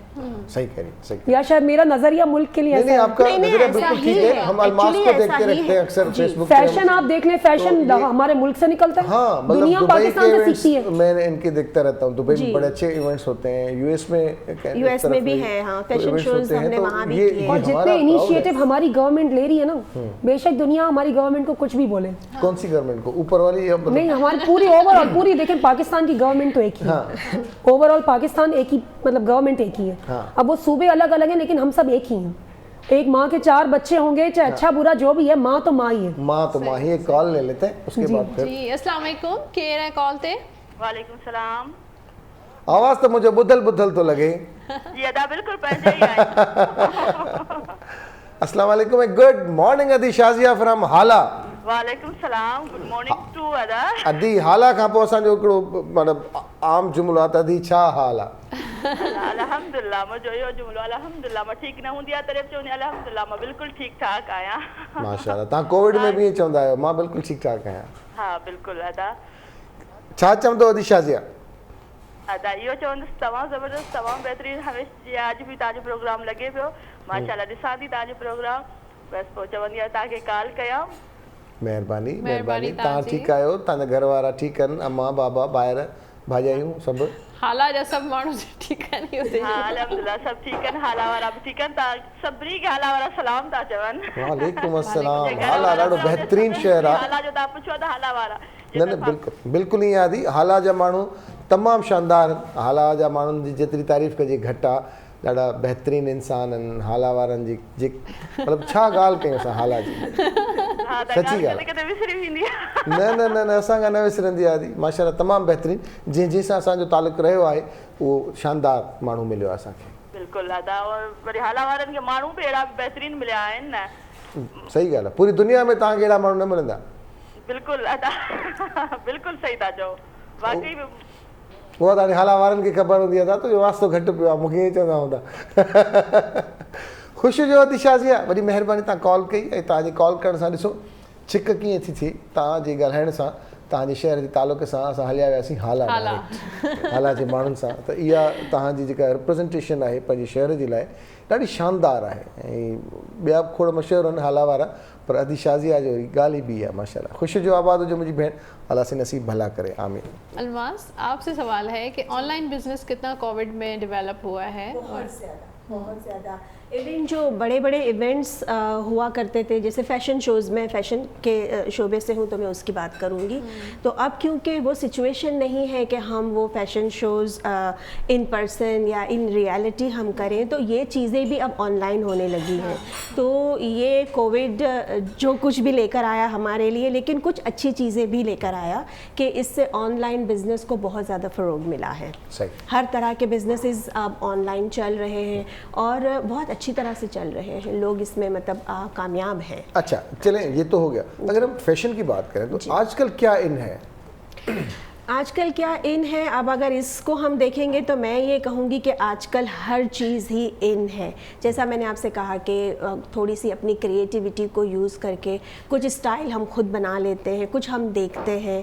तो वही है कि बस मीडियम लेंथ पे हम चल रहे हैं अभी फ़िलहाल, बहुत ज़्यादा लंबा भी नहीं और बहुत ज़्यादा जो है वो शॉर्ट भी नहीं। हाँ, अगर शादियों के कपड़े बन रहे हैं तो उसमें भी ज़ाहिर वो बड़े बड़े वो फ्लेयर वाले शरारे और बन रहे हैं, तो उनके साथ ऑफ कोर्स आपको शॉर्ट चाहिए होता है। और अगर लॉन्ग मैक्सी आपने बनानी है तो फिर तो ज़ाहिर है वो तो फिर फ्लोर पे ही होती है, फ्लोर तक जाती है वो। तो हम ये कह सकते हैं कि आजकल हर चीज़ ही इन है, आप सब कुछ पहन सकते हैं जो पहनना चाहें। लोग ज़्यादातर प्रेफर डिज़ाइनर्स को करते हैं या क्या आजकल इन है कि खुद ही डिज़ाइन कर और खुद ही बनवा लेते हैं? ये बात वही आ जाती है कि अगर आप में थोड़ी सी क्रिएटिविटी है तो आप कुछ ऑनलाइन चेक करें। अभी आप गूगल है, इसके अलावा बहुत सी ऐसी साइट्स हैं जहाँ से आपको इन्फॉर्मेशन मिल सकती है। आप थोड़ा सा देख लें कि क्या चीज़ इन है, कौन सा कलर है, कौन सी डिज़ाइन है, और उसके बाद आप मार्केट को चेक करें कि मार्केट में आपके पास किस किस्म का फैब्रिक अवेलेबल है। तो इस तरह से आप अपने ड्रेसेस खुद भी डिज़ाइन कर सकते हैं। लेकिन जो लोग इन सारी क्या कहते हैं तकलीफ़ों से बचना चाहते हैं, वो एक ही बार डिज़ाइनर के पास टाइम नहीं है, जिनके पास वो एक ही बार डिज़ाइनर के पास चले जाएं, उनसे आप जाके डिस्कस करें क्या आपने बनवाना है, आपका ओकेजन क्या है, और सबसे बड़ी बात आपका बजट क्या है। सबसे बड़ी बात आपका बजट क्या है। डिज़ाइनर्स के लिए एक ये बात बहुत आम मतलब एक अजम्पशन बना हुआ है कि बहुत महंगे होते हैं, which is not necessary. Designers जो है वो अपने क्लाइंट्स के बजट के साथ काम करते हैं, कर सकते हैं और करते भी हैं। आप अपना बजट बता दें कि भाई हमें इसमें चाहिए। अब एक ड्रेस आपने पसंद किया जो वेरी एक्सपेंसिव, बहुत ज़्यादा एक्सपेंसिव है, क्योंकि ज़ाहिर है लोग 2-3-4 लाख वाला ड्रेस भी ख़रीदते हैं, शादियां होती हैं उनमें ये ड्रेसेस यूज़ होते हैं। लेकिन अगर किसी का बजट नहीं है इतना, तो फिर हम उसी डिज़ाइन को, उसी चीज़ को थोड़ा सा फैब्रिक चेंज करके हम काम करेंगे, थोड़ा सा एम्ब्रॉयडरी उसमें हम कम कर देंगे, कुछ चीज़ें ऐसी होगी जिनको हम माइनस करके उसको हमारे बजट में हम ला सकते हैं।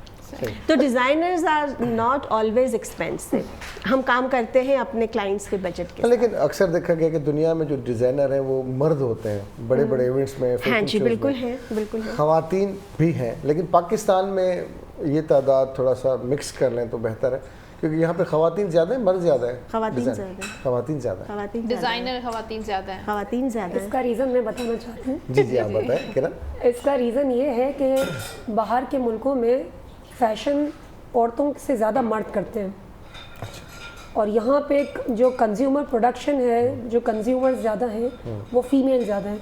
यहाँ पे आदमी को फ़ैशन, बहुत कम तादाद के लोग हैं, बहुत कम माइनॉरिटी कह सकते हैं, या तो जो फ़ैशन फील्ड से है या मीडिया से है, जो नॉर्मल टाइप के लोग हैं या बिजनेसमैन हैं या जॉब तबके के, उन बेचारों के पास तो फैशन के लिए सोच ही नहीं होती। हाँ, 7 से 8 कलर होते हैं पेंट्स में, वो और नॉर्मल की लाइफ होती है 3 कलर होते हैं, पुराने पर्दों वाले जो 3 से 4 मिल रहे होते हैं। मेरा तो ये ख्याल है कि वो अच्छे कपड़े मेरे ख्याल से सिर्फ संडे को ही पहनते हैं। That's what I feel। वरना तो वो फॉर्मल ड्रेसिंग में ही होते हैं। नहीं, संडे की ड्रेस तो दिखाने जैसी नहीं होती। इसके अलावा एक वो कल्चरल टैबू भी होता है ना, अब तो जैसे चीज़ें चेंज हो रही हैं। अदरवाइज़ हमारे यहाँ मर्दों के लिए ये कहा जाता था, सोचा जाता था, देखा जाता था कि उन्हें वो या तो डॉक्टर हो, या तो वो लॉयर हो, या तो वो जज हो, लेकिन फैशन डिज़ाइनिंग में उनका आना कुछ इतना अच्छा नहीं समझा जाता था। अब चीज़ें चेंज हो रही हैं, अब हमारे पास मर्द भी आ रहे हैं, बड़े बड़े नाम हैं, बड़े बड़े नाम हैं, बिल्कुल सारे हमारे बड़े फेमस नाम है हमारे पास माशाल्लाह। बिल्कुल इस तरह से उनका काम है, शानदार काम है और बड़ा international level pay. It's a very good field. अच्छा, चैलेंजेस क्या है ख़वातीन के लिए इस बिजनेस की फील्ड्स में खास तौर पे? मर्द तो बहुत नजर आते हैं, खवातीन बहुत ही कम नजर आती हैं, आटे में नमक के बराबर। वो इसलिए कम नजर आती हैं कि प्रोटेक्टिव फील नहीं करती हैं अपने आप को। अच्छा, प्रोटेक्टिव फील इसलिए नहीं करती हैं क्योंकि जब आप जैसे घर से बाहर एक औरत निकलती है फॉर एग्जांपल, चाहे ज़रूरत से निकलती है या चाहे पैशन या शौक जो भी XYZ है, वो निकलती है तो वो जहाँ बाहर जा रही है वो पूरा माशरा उसको मर्दों से घिरा हुआ मिलता है। और मर्द हर तरह के होते हैं, कुछ आपको अच्छे भी मिलेंगे, कुछ बुरे भी। देखिए 5 उंगलियां बराबर अच्छे कम मिलते हैं, अच्छे मिलते ही नहीं। मेरी तो ये सोच है कि अच्छे है ही नहीं। सही कहा आपने। मैंने आपको रियलिटी बता रही हूँ, अच्छे मुझे तो नहीं मिले। सही। और जितने लोगों से मैंने लेडीज से पूछा उन्होंने कहा हमें भी नहीं मिले। तो मैंने कहा जब सबको नहीं मिले मतलब नहीं है, वो जन्नत में मिलेंगे आपको। देखिए अच्छे की भी एक डेफिनेशन होती है कि उस अच्छे में आप किस चीज को शामिल कर रहे हैं, ठीक है ना। अब इंसान है, उसमें अच्छी बातें बुरी बातें होती ही है, लेकिन हाँ हर इंसान में होती है। अब आप अच्छे पे ज्यादा कंसंट्रेट करें, अगर इंसान आप खता का पुतला नहीं, बस लेकिन मर्दी खता का लेडीज पुतला सोचते हैं, लेडीज प्रोटेक्टिव जब फील नहीं करती उनको वुमेन हैरेसमेंट का टेंशन होता है कि यार हम कहीं जाएंगे हमारे लिए प्रॉब्लम होगी, लोग गलत निगाह से देखेंगे, उल्टी सीधी बात होगी। माशरा सोसाइटी बात चीज़ों को एक्सेप्टेबल औरत के लिए अभी भी हमारे माशरे में नहीं करता है। चाहे वो औरत कितनी भी पढ़ी लिखी हो, वेल एजुकेटेड हो, उसकी फैमिली बैकग्राउंड सपोर्ट भी हो, लेकिन सोसाइटी की सपोर्ट भी तो ज़रूरी है ना। सही बात है। महिमान सां गॾु मौजूद आहिनि अलमास समीराणी, किरण जावेद साहिबा। ऐं हीअ जेका ॻाल्हि ॿोल आहे इन जो मक़सदु सिर्फ़ु इहो हूंदो आहे त अवेयरनेस थिए, ऐं जेके सिर्फ़ु सोचण में पूरा हूंदा आहिनि माण्हू त हीअं कजे, उन में सिर्फ़ु ऐं सिर्फ़ु रुकावट उन जे पंहिंजे क़दमनि जी हूंदी आहे त अॻियां कीअं वधिजे, छा कजे। 50% जॾहिं सोचे माण्हू तंग थो करे मूंखे करिणो छा आहे त 50% त कमु थी वियो, बाक़ी आहे 50% उहो पंहिंजे हथ में आहे त उनजी शुरूआति कॾहिं ऐं कीअं कजे। सो उन लाइ एफर्ट्स तमामु ज़रूरी आहिनि। ऐं जॾहिं फैशन जी ॻाल्हि हले थी, बिज़नेस जी ॻाल्हि हले थी त हुन सां चयो त हमीर खे छो न शामिलु कयो तव्हां हिन ॻाल्हि में, त हमीर भाउ वधीक सुठो ॿुधाईंदो आहे। ॾिसो न अॼु उन्हनि पंहिंजे जैकेट में एॾो सुठो ब्रोच फ्लेमिंगो जो है तो केॾो चेंज पियो नज़र अचे तो ये छोटी छोटी चीज़ें जब हम अपने वार्डरोब में या अपने ड्रेस में ऐड करते हैं तो कितना अच्छा लगता है। अच्छा वार्डरोब बनाना तो हर किसी का एक, जो भी थोड़ा बहुत फैशन कॉन्शियस होता है ना वो कहता है मेरे पास वार्डरोब हो और इसमें वेरिएशंस हो, मैं चीज़ें तब्दील कर करके पहनूँ। मतलब अगर आप यूरोपियन या टर्किश स्टाइल देखें, या हम जैसे किरण साहिबा ने कहा कि पाकिस्तान में सब कुछ अच्छा बनता है, हम उसको प्रॉपर्ली यूटिलाइज़ नहीं कर पाते। पाकिस्तान टेक्सटाइल की जो लॉन की वेरिएशंस हैं, मैंने एक डॉक्यूमेंट्री देखी, ईरान में वो अपने ही जो नक्श निगार हैं उसकी प्रिंटिंग कर रहे हैं। हमारे इस टेक्सटाइल डिज़ाइनिंग की और फैशन की बहुत ज़्यादा मांग हो सकती है मिडिल ईस्ट में, टर्की में, ईरान में, क्योंकि उनके पास भी गर्मियाँ आती हैं, लॉन बहुत पसंद करेंगे। आज भी जो इंडिया में लोग पसंद करते हैं वो कहते हैं कि पाकिस्तानी लॉन जो है वो बेहतरीन है। चाहे वो मर्दाना फैब्रिक जो है वो भी हमारा नाइजीरिया से लेके माली तक, सूडान तक हमारा जो कॉटन है वो बहुत पसंद किया जाता है, क्योंकि वहाँ पर भी जो कंदूराज हैं और जो जुब्बे बनाते हैं लोग वो इस फैब्रिक के बहुत अच्छे बनते हैं। तो मेरे ख्याल से अलमास साहिबा को टर्की और ईरान में भी कुछ ना कुछ ऐसा करना ही चाहिए। लबनान में बहुत ज़्यादा पोटेंशियल है इस तरह का। सबसे फैशन वो अच्छा है जो खुद कैरी करना आता हो बंदे को। बिल्कुल सही, बिल्कुल सही, बिल्कुल सही है। मुझे क्या पहनना चाहिए, किस तरह से पहनना चाहिए, फैशन ट्रेंड तरीका भी हो, फैशन ट्रेंड स्टाइल कुछ भी चल रहा हो, लेकिन सबसे ज़्यादा अच्छा फैशन आपके लिए वो होता है जिसे आप कैरी कर सकें। एग्जैक्टली, जो आपको कैरी करना आता हो, जो आपको सूट करे।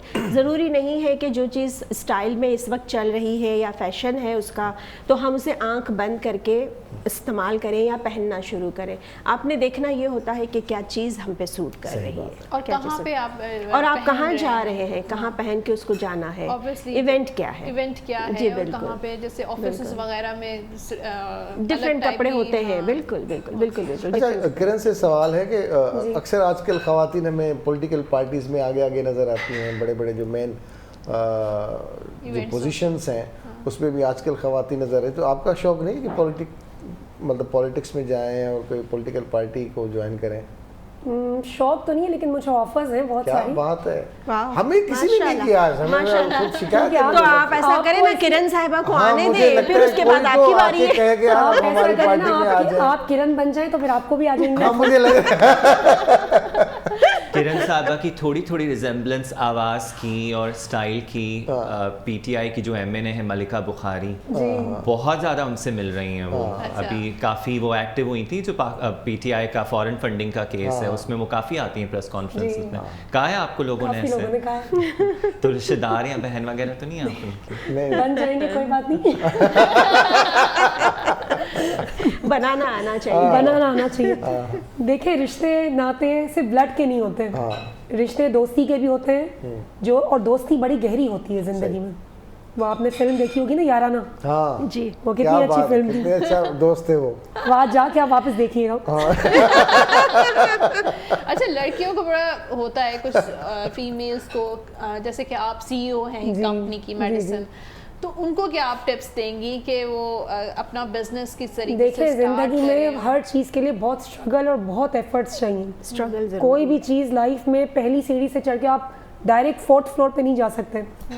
मैंने भी 7-8 साल बहुत कड़ी मेहनत की है, बहुत ज़ीरो से स्टार्ट किया, बड़ी तकलीफ़ उठाई है, तब जाके कुछ मकाम अल्लाह पाक ने इज़्ज़त दी है और अल्लाह ताला ने हाथ पकड़ा, और अल्लाह ताला की तरफ से जो होता है अल्लाह करता है बेशक, बिल्कुल। लेकिन ये कि इसमें बहुत मेहनत चाहिए, बहुत तकलीफ़ उठाई है। शुरू में तो अजीब अजीब बातें सुनने को मिलती थी, घर में भी बाहर भी। सबसे पहले आप अपने घर से फाइट शुरू करते हैं। फाइट तो घर से शुरू करते एक औरत जब काम करना शुरू करती है तो सबसे पहले अपने घर के अतराफ में उसको खड़ा होना पड़ता है कि भाई मुझे करना है, फिर अपनी फैमिली को फेस करना, फिर फैमिली से बाहर लोगों को फेस करना, ये सब स्टेजेस को क्रॉस करते करते फिर दुनिया को फेस करना है। फिर ये फेस करते करते लेकिन टूटना नहीं है, इसमें अच्छा बुरा वक्त तो सब आएगा। जिसको जो कहना है, जिसको जो सोचना है, लेट इट बी। आपको ये देखना है कि आप दिल के कैसे हैं, आपकी नीयत सही है, और अल्लाह ताला आपको देख रहा होता है। आपको ये देखना है कि आप सही हैं, आप किसी जगह पे भी गलत ना करें, आप दूसरों के साथ कोई नाजायज़ ना हो जाए, कुछ गलत ना हो जाए। बाकी अदरवाइज़ आपको मेहनत तो करनी है, मेहनत के बिना तो कुछ नहीं होता। सही। आजकल कौन कौन सी फील्ड जो है वो ज़्यादा सूटेबल हैं? देखिए, मुझे बेसिकली लोग ये कहते हैं, मेरे जो माशाल्लाह काफ़ी PR है, तो लोग मुझे कहते हैं यार हालात नहीं है, ख़राब है, ये है वो है। तो मैं ये कहती हूँ यार देखिए, काम तो करना है ना, कम सही, कुछ भी सही, you have to do something, something is better than nothing. कोई भी फील्ड, आप चाहे फैशन ले लें, कोई भी फील्ड ले लें, हर फील्ड इस वक्त डाउन है। इवन मीडिया भी आप देख लें तो जो बात पहले मीडिया की होती थी, अभी 1-1.5 साल में वो बात, जैसे SOPs इतने सख्त हो गए जिसकी वजह से फंक्शंस बंद हो गए। बिल्कुल। तो ये ओवरऑल हर एक से चेन है, कोई भी बिजनेस अकेला नहीं है। जैसे हमारा कोई बिजनेस है, कोई फंक्शन होता है तो उसको अच्छे कपड़े चाहिए, तो कपड़े के लिए यहाँ जाएगा, फिर उसको पब्लिसिटी चाहिए तो वो आपके पास आएगा, पब्लिसिटी के बाद उसको अगर बीमारी आती है, बीमार हो रहा है तो वो डॉक्टर के पास जाएगा, खाना खाने से पहले मतलब वो होटल है, हर चीज़ से रिलेशन है बिजनेस, हर फील्ड एक दूसरे से इंटरकनेक्टेड होती है चीज़ें ना जी। इसमें कोई शक नहीं है। और ये जो हालात हैं ये पहले ये सबके साथ है, कभी थे दुनिया इसी को सबके साथ, इसको एक्सपीरियंस नहीं किया था पहले कभी ना, इतनी इंटेंसिटी के साथ के मतलब इतना बड़ा। फिर भी हमको अल्लाह का शुक्र अदा करना चाहिए हर हाल में कि हम बहुतों से बहुत बेहतर हैं जी। अच्छा किरण, ये तो कोविड था, आ गया सारी दुनिया में, लेकिन कोविड से पहले इस बिज़नेस की बड़ी डिमांड है पाकिस्तान में। पाकिस्तान में बिज़नेस की पोजीशन क्या है दुनिया के और ममालिक को लेकर? लेकिन पाकिस्तानी दिमाग हमेशा सबसे ऊंचा है, दैट्स व्हाट आई फील।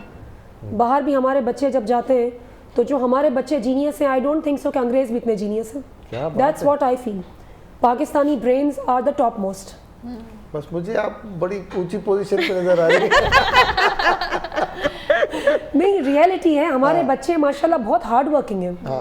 हमारे बच्चे किसी भी फील्ड में आप देखें तो अल्हम्दुलिल्लाह, हमारे डॉक्टर्स आप ले लें, हमारे इंजीनियर्स ले लें, हमारे IT प्रोफेशनल्स ले लें, इवन हमारे छोटे छोटे बच्चे दे नो एवरीथिंग। देखिए, ये बात सही है कि हमारे बच्चे इंटेलिजेंट हैं, होशियार हैं, स्मार्ट हैं, लेकिन जब तालीम की बात आती है ना तो हम ये सोचते हैं कि हमारा बच्चा वहाँ जाके पढ़ ले, यहाँ जाके पढ़ ले। हम पाकिस्तान में ये प्रेफर नहीं करते कि जो लोग अफोर्ड कर सकते हैं, मैं उनकी बात कर रही हूँ, ठीक है ना, कि हम बच्चे को यहाँ भेज दें, वहाँ भेज दें। तो बात सारी ये होती है कि आपका जो एजुकेशन सिस्टम है वो क्या है। अगर तो सिस्टम आपका बहुत अच्छा है तो बच्चे तो हमारे स्मार्ट हैं ही, हम उनको यहाँ ही पढ़ा सकते हैं। लेकिन बहुत से बच्चे बाहर जाके पढ़ते हैं, और अगर बच्चे ना भी चाहें तो समटाइम्स ये होता है कि वो पेरेंट्स की ख्वाहिश होती है कि हमारा बच्चा बाहर से डिग्री लेकर आए। तो इस चीज़ में कोई दो राय नहीं है कि हमारे सिस्टम को थोड़ा सा बेहतर होने की ज़रूरत है। ताकि हमारे बच्चे यहीं पढ़ें और फिर यहीं हमारे और मुल्क के अपने लिए मुल्क को काम सर्व करें, करें ना। हमारे मुल्क के लिए काम करें, क्योंकि जो बच्चा बाहर पढ़ेगा तो फिर उसकी डिमांड्स, उसकी ख्वाहिशात वो डिफरेंट हो जाती हैं, राइट। फिर वो पाकिस्तान आके काम नहीं कर पाएगा, फिर उसे काम भी वहीं करना है। तो इस तरह से हम जो हमारे जो न्यू जनरेशन है उसको लूज करते हैं। सही बात है। वो और बच्चे drain- यहाँ रहने चाहिए, drain होता है ड्रेन इस होता है। तरह बच्चे यहाँ पढ़ने चाहिए, यहाँ रहने Definitely। चाहिए और उनको यहाँ अपॉर्चुनिटीज अपना कल्चर, अपना मुल्क, हम अपने मुल्क की चीज़ें उनको सिखाएं कि हम अपने मुल्क से किस तरह, देखें हमने बहुत मेहनत से इस मुल्क को हासिल किया है। अब देखें इस अब जब मुल्क की बात निकली तो जब ये पूरी दुनिया की फ्लाइट्स बंद हैं कोविड और पाकिस्तान में टूरिज्म सिर्फ केपी की हाँ, गवर्नमेंट जी, ने बिल्कुल। ऑफिशियली 68 बिलियन रुपीस का जी। जो उन्होंने बिजनेस किया है, ऑफिशियल वो उनकी स्टेटमेंट थी और वो ईद के कुछ दिनों के अंदर। जी, तो मतलब कितना पोटेंशियल है हमारे पास, लेकिन बहुत है। यूटिलाइज करने की जरूरत बहुत थी है। या है मजीद? बेहद है। यही बस ना यही कि तो- हमें कुछ चीज़ें सिस्टम में डालने की ज़रूरत है। हमारा टूरिज़्म है, एजुकेशन फील्ड है, जो भी है उसमें काम करने की ज़रूरत है। उसमें अच्छा, काम- ये टूरिज्म इंशाल्लाह ताला इंशाल्लाह। हमारी इंशाल्लाह, उम्मीदें हैं इंशाल्लाह। कि जब ये दुनिया काफ़ी खुल जाएगी तो लोग बेहतर बाहर की होगा। दुनिया भी जब हमारे पास आएगी तो ऐसा मुल्क उनको कहीं नहीं मिलेगा। कभी बिल्कुल सही कह आपको रहे हैं। याद होगा एक सारी वक्त में चीज़ें- जो हमारे पास टूरिज्म बाहर के लोग आते थे, रशिया के, अमेरिका से, यूके से, मेरे खुद के कितने बिजनेस क्लाइंट्स होते थे, वो तरसते थे कि हमको आप दिखाएं, नॉर्दर्न एरियाज ले जाएं, आप हमको इस्लामाबाद दिखाएं, आप हमको मरी ले जाएं, एबटाबाद दिखाएं। हमारे पास बहुत ब्यूटी है हमारे मुल्क में, ब्यूटी है, बिल्कुल बिल्कुल। तो चले इंशाल्लाह ताला ये चीज़ें और ये आस्ते वक्त आस्ते आएगा, होंगी, वक्त अच्छा भी आएगा इंशाल्लाह। हर वक्त ये- एक जैसा तो नहीं है। हाँ इंशाल्लाह ताला, क्योंकि अभी अगस्त है और हम अपनी आज़ादी को भी सेलिब्रेट कर रहे हैं इंशाल्लाह। और हमारे मुल्क की अच्छी अच्छी बातें जो हैं वो मुख्तलिफ प्लेटफॉर्म से दुनिया को बल्कि मुझे तो एक मालूम होनी बेहतरी चाहिए। नजर आती भी हाँ। नजर आ रही है अब। जी जी, काफी चेंजेस तब्दीली आ चुकी है तब्दीली आ चुकी और आपके कहने के काफी मुताबिक तब्दीली और है। आ रही है बहुत तब्दीली, ज्यादा ही तब्दीली आ गई है। हाँ, कुछ ज़्यादा तब्दीली है। ये तब्दीली आती रहनी चाहिए एक्चुअली ना। आप देखें ना, आस्ता- पानी अगर कहीं ठहर जाता है तो वो गदला हो जाता है, स्मेल आती है, बुरा लगता है, ठीक है ना। तो तब्दीली आती रहनी सही चाहिए। बात। किसी भी चीज़ को एक जगह खड़ा नहीं हो नहीं, जाना आएगी, चाहिए। आएगी, अब तब्दीली आएगी, ही आएगी, आएगी। अब आएगी इंशाल्लाह, इंशाल्लाह। मुझे लग रहा है असली वाली तब्दीली ये आ रही है। की बात।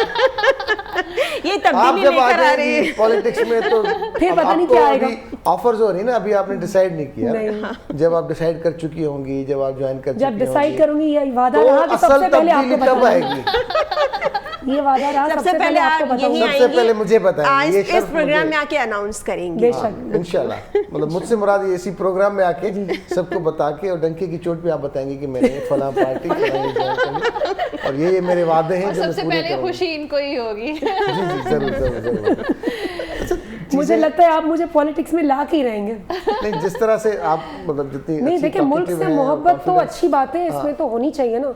उन्होंने तो आपको देखे रिजेम्बलेंस भी दे दी और आमिर भाई ने आपके yes। लिए मुझे नहीं लगता ये उस तरफ जाएंगी। हाँ। हो सकता है ये शायद सिंध की क्योंकि सिंध में इस वक्त तब्दीली की सबसे ज्यादा जरूरत है। बहुत पाकिस्तान ज़्यादा तो तब्दील ज़रूरत हो रहा है। हाँ। केपी नहीं, हो गया, सही कह रहे हैं। पंजाब हो सिंध गया, को सिंध की तो ज़रूरत आप देखें ना कि पिछले हालात 13 नहीं सालों है। से कोई अच्छी हालत नहीं है। तो बिल्कुल। अगर ये उस पार्टी में जाएंगी तो सबसे लेकिन पहले तो जिस ये दिन जाकर सिंध ये तब्दील हो कहेंगे गया ना, कि पूरा सिंध मुल्क तब्दील देखता रहेगा। असल में बातें तो पहले सब हमें लोग इसी करते इंतजार में हैं। कि अल्लाह जब- करे बहुत हो। ज्यादा पॉजिटिव होना भी अच्छी बात नहीं होती। नहीं, रियलिस्टिक अच्छा होगा इंशाल्लाह, सब अच्छा ही होगा। नहीं, बातें तो देखें, जैसे आपने अभी तक पॉलिटिक्स ज्वाइन नहीं की है तो इतनी बड़ी बड़ी बातें कर नहीं रही नहीं, हैं। मैं तो मुल्क से जो मोहब्बत politics- करती हूँ, अब आप नहीं करती तो मेरा क्या कसूर है? नहीं, हम करते हैं, हमसे ज्यादा नहीं, हम सब पाकिस्तान हम सब से पाकिस्तानी कोई हैं। मोहब्बत नहीं करता होगा। हमको सच्ची अपने बात मुल्क है। से बेहद मतलब मैं मोहब्बत भी है सबको। हम सब पाकिस्तान हाँ। से मोहब्बत करते हैं। हम बिल्कुल। हैं ही इसी वजह हमारी से। पहचान हाँ, मौका हमारी नहीं मिला पहचान हमें मोहब्बत पाकिस्तानी के है। मतलब इजहार करने का। नहीं, आपको मौका मिल तो रहा है, ये आप करें ना। तो हम तो करते रहते हैं ना, हम देखें इसीलिए तो हम पूरी दुनिया को बता दें कि पाकिस्तान से ज्यादा खूबसूरत मुल्क देखिए, मुझे लगता है मीडिया से ज्यादा पावरफुल चीज इस वक्त पूरी दुनिया में कुछ नहीं। कहीं नहीं है, बिल्कुल। That's what I feel. और खवातीन को जो स्पेशली जो है बेशक। वो आगे आना चाहिए। बिल्कुल आना चाहिए, औरतों को आगे आना चाहिए, लेडीज को आना चाहिए, बिल्कुल आना चाहिए, बच्चियों को आना चाहिए और अपने आप को सेफ समझ के आना चाहिए। आई थिंक शहरी खवातीन जो हैं वो तो मतलब काफ़ी अवेयरनेस आ गई है और बड़ा कॉन्फिडेंस भी आ नहीं गया है। नहीं, बस बहुत थोड़ा ज़रूरी सा है। जो दही इलाके की ख़वातीन हैं उनको थोड़ा सा आगे लेकर बिल्कुल आना चाहिए। और देखिए सिर्फ अपने घर को चलाना इज़ नॉट इम्पॉर्टेंट, आप अपने शहर, अपने सूबे, अपने मुल्क के लिए भी कुछ करें, वो इम्पोर्टेंट है। सिर्फ घर वाले को नहीं चलाना, मतलब घर को नहीं चलाना क्योंकि देखिए सबसे ज़्यादा जो पॉपुलेशन है वो फीमेल्स की है। इसके लिए अवेयरनेस की भी ज़रूरत है, उनको बेचारों को अवेयरनेस ही नहीं है, एजुकेशन वो सिस्टम नहीं है, अवेयर, उनको पता ही नहीं है कि यार ये चीज़ करनी चाहिए नहीं करनी। उनको तो जैसा बचपन से जो पाला गया है, जो सिस्टम दिया गया है, वो उसी में पल बढ़ के उसी में मर जाते हैं। बिल्कुल, दिस इज रॉन्ग। सही। अच्छा अल्मास, अभी ताकि हर जो हमारी हर बहन है उसको एक अपॉर्चुनिटी ये भी है ऑनलाइन, जिस तरह से आपने बात की कि भाई फलां सूट मंगा लें एक तरह का, तो ये जो ब्रांडेड सूट हमें सो कॉल्ड ब्रांडेड सूट होते हैं हमारे पास अपने ही ब्रांड्स के, तो ये ज़्यादातर हमें डिज़ाइन हर तरफ तो नज़र आते हैं। ज़्यादातर जो ख़वातीन हैं वो क्या पर्सनल डिज़ाइनर हायर करते हैं यहाँ पर? बहुत से लोग हायर करते हैं पर्सनल डिज़ाइनर्स, और जो ये आजकल जो हम लॉन कॉटन जो भी हमारा चल रहा है जिसकी हम बात करें, और थीम्स को भी लेके चलते हैं ना, शादी पे, बर्थडे पार्टीज पे आजकल। अब तो शादियों में थीम एक बहुत ही बड़ी और मतलब नेसेसरी चीज़ हो गई है। अगर आपका 4 दिन का फंक्शन हो रहा है शादी का, तो 4 डिफरेंट थीम्स होती हैं, उसके कलर्स अलग होते हैं, ड्रेस डिज़ाइनिंग डिफरेंट होती है। देखिए ये सारी बात हो जाती है अफोर्ड करने की, ठीक है ना। अगर आपका बजट है तो आप थीम्स भी होंगी, कुछ भी करें, कॉल लेते हैं उसके बाद इस पे जी। अस्सलाम वालेकुम। वालेकुम सलाम जी, केर पे ॻाल्हायो था? जी मेरा पर जलपाड़ी जिला कंबर शहदादकोट। आवाज़ सम्झ में नथो अचे, थोरो आराम सां ॿुधाइजो था। जिसे मेहराब जलबाणी ज़िलो कंबर शहदादकोट। अच्छा अच्छा, जलबाणी साहब, मेहराब जलबाणी साहब, कंबर शहदाद, छा चवणु चाहींदो भाउ? साईं तव्हांजो प्रोग्राम ॾिसी रहिया आहियूं, वीवीआईपी प्रोग्राम तव्हांजो हले थो, ऐं 14 अगस्त जे बारे में तयारियूं बि हलनि थियूं असांजूं, माशाअल्लाह वॾे जज़्बे सां मल्हाईंदासीं इंशाअल्लाह, ज़रूरु सभु मल्हाईंदासीं अदा जी। मल्हाईंदासीं। वॾी महिरबानी तव्हां कॉल कई, ऐं हक़ीक़त आहे सची ॻाल्हि आहे। ऐं कंबर शहदादकोट से कॉल थी और वो 14 अगस्त की तैयारी बड़े जोश खरोश के साथ और मुहर्रम को भी नज़र में रखते हुए जो अकीदत और एहतराम के साथ भी मनाने जा रहे हैं ये लोग, तो ये मोहब्बत है, अच्छी बात है। बिल्कुल सही बात, बहुत अच्छी। अच्छा, ऑनलाइन जो हम लोग ऑर्डर करते हैं, जब ऑर्डर तो हम लोग देखते हैं डिज़ाइन बड़ा ज़बरदस्त होता है, पिक्चर ज़बरदस्त होती है, लेकिन जब वो डिलीवरी होती है तो बड़ी डिसअपॉइंटमेंट होती है, इसलिए कि वो जो पिक्चर हमें दिखाई जाती है ना, वो ओरिजिनल जो डिज़ाइनर होता है ना, जिसका पीस होता है, वो पिक्चर नज़र आती है, लेकिन जो चीज़ डिलीवरी होती है ना, वो कोई समझ लें कि मतलब अगर ए हमने देखा था तो वो जी पे आ जाता है, 18 19वां नंबर ही भेज देते हैं। हाँ बिल्कुल यही होता है। इसीलिए ऑनलाइन बिजनेस बढ़ा है, जो कि एक अच्छी बात है, लेकिन इसमें फ्रॉड भी बहुत ज़्यादा होने लगे हैं। आपको दिखाते कुछ हैं, देते कुछ हैं, फिर जब आप उनसे फ़ोन करें उन्हें या उनसे बात करना चाहें, पता चलता है वहाँ कोई अवेलेबल ही नहीं है, कोई फ़ोन ही नहीं उठाता, कोई जवाब ही नहीं देता, चेंज कराना होता है, फिर भी जैसे हम शॉप पे जाते हैं तो हमें देखते हैं, उसके बाद हम लेते हैं, लेकिन ऑनलाइन में तो हमें पिक्चर कोई देखनी होती है, कहते हैं कि उसके बाद आप कॉम्प्रोमाइज़ करना, क्योंकि वो पिक्चर तो आपको ओरिजिनल जो डिज़ाइनर का होता है पीस, उसकी दिखा देते हैं ना, पिक्चर तो आप वो देख रही हैं, लेकिन जो चीज़ आपके पास आ रही है वो क्या आ रही है ये हमें नहीं पता। तो यहाँ बस एक चीज़ ये होती है कि आपने बहुत सोच समझ के जो ट्रस्टेड जो साइट्स होती हैं, आप वहाँ जाके काम करें, वहाँ जाके कुछ लें या वहाँ जाके देखें। और दूसरी जो चीज़ एक मैं बताना चाहूँगी वो ये है कि डिज़ाइनर पीस जो आपका होता है, जो फर्स्ट जो डिज़ाइनर ने बनाया है, ठीक है ना, वो तो एक बन गया, उसकी जो भी प्राइस है, जो भी वैल्यू है, जो भी है, जो उसको अफोर्ड कर सकता है वो तो लेके पहन लेता है, ठीक है ना। लेकिन जिनको वो चीज़ पहननी होती है लेकिन वो अफोर्ड नहीं कर सकते हैं, फिर उनके लिए वो एक रेप्लिका मार्केट आजकल बहुत बनी हुई है, तो वो रेप्लिकाज में से फिर ले लेते हैं। लेकिन यहाँ थोड़ा सा एक टेंशन जो आ जाता है ना, वो उन लोगों के लिए आता है जिनका जिनके माइंड में ये चीज़ होती है कि भाई जो चीज़ हमने पहनी है वो कोई और ना पहना हुआ हो, ठीक है ना, वो डिज़ाइन, वो स्टाइल, वो फैब्रिक, तो फिर वो लोग जो हैं वो इन चीज़ों से ज़रा हट के रहते हैं, फिर वो हट के काम करते हैं। वहाँ फिर मतलब हमारे जैसे लोग जो है वो आ जाते हैं कि भाई हमने वो चीज़ नहीं देनी है। लेकिन वो बड़ा अफसोस होता है जब बंदा जो ओरिजिनल पहना होता है और उसके बराबर में वो फिर उसी चीज़ को जो है वो मासी ने भी पहना होता है, और उसका दर्जी भी बहुत अच्छा हो। बिल्कुल, दर्जी भी अच्छा हो तो आपको सेम वही चीज़ नज़र आएगी। तो वो बड़ा, वाकई आप सही कह रही हैं, वो बहुत अफसोस होता है कि आप किसी महफिल में चली जाएं और आपने वो 20,000 वाला ड्रेस पहना है, चीज़ नहीं थी, पहले नहीं थी। अब ये जितने ज़्यादा ब्रांड्स आ गए हैं उतना ही ज़्यादा भी आ गए, रेप्लिका बहुत आ गए, रैपिड आते हैं। हाँ बिल्कुल। और रेप्लिका में भी ये हो गया है कि 3-4 क्वालिटीज आ गई हैं, A+ हो गया, A हो गया, सेकंड कॉपी, थर्ड कॉपी। तो वही बात हो जाती है कि मतलब कभी पता चलता है कि हमने एक सूट पहना हुआ है, वही सूट हमारी काम वाली मासी जो है वो 2,500 में मार्केट से लेकर आई है, वो पहन रही है।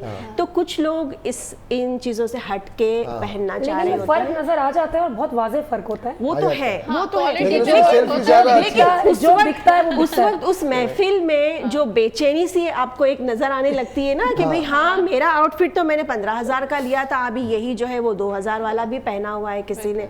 फर्क बेशक पता चल जाता है, लेकिन सिमिलर तो एक अजीब सी साइकोलॉजी हो जाती है। साइकोलॉजी हो जाती है। हाँ, क्या पैगाम होगा किरण आपका देखने वालों के लिए? देखने वालों के लिए यही पैगाम है कि देखें, जितना हो सकता है सेफ रहें। कोविड की सिचुएशन है, वैक्सीन्स लगवाएं और अपने आप को सेफ रखें, क्योंकि ख़ुद को सेफ रखेंगे तो अपनी फैमिली के साथ साथ दूसरे सिटीजन्स भी सेफ रहेंगे। जी thank you very much Almas ji. I think यही कोविड के हवाले से ही हम बात कर सकते हैं एंड में। वैक्सीनेशन के ख़िलाफ़ जो एक प्रोपेगेंडा चला आया है या चल रहा है कि सही नहीं है, इससे ये हो जाता है, वो हो जाता है, किसी ने मैग्नेट लगा दिया, किसी ने बल्ब जला लिया, इन सब चीज़ों से दूर रहें और अपनी फैमिली का और अपने आसपास के लोगों का ख्याल रखें। Thank you very much, thank you very much. Hamir भा, थैंक यू वेरी मच। अदी सारी तैयार है, ज़बरदस्त, जिंदाबाद जी। दोस्तों सां गॾु असां वक़्तु हिन टाटा बाय बाय जी। टाटा सुभाणे वरी मिलंदासीं इंशाअल्लाह सेम टाइम ते। अल्लाह हाफ़िज़। त इंशाअल्लाह तव्हां सां थींदी सुभाणे मुलाक़ात। तेसिताईं ॾींदा इजाज़त। अला निगहबान।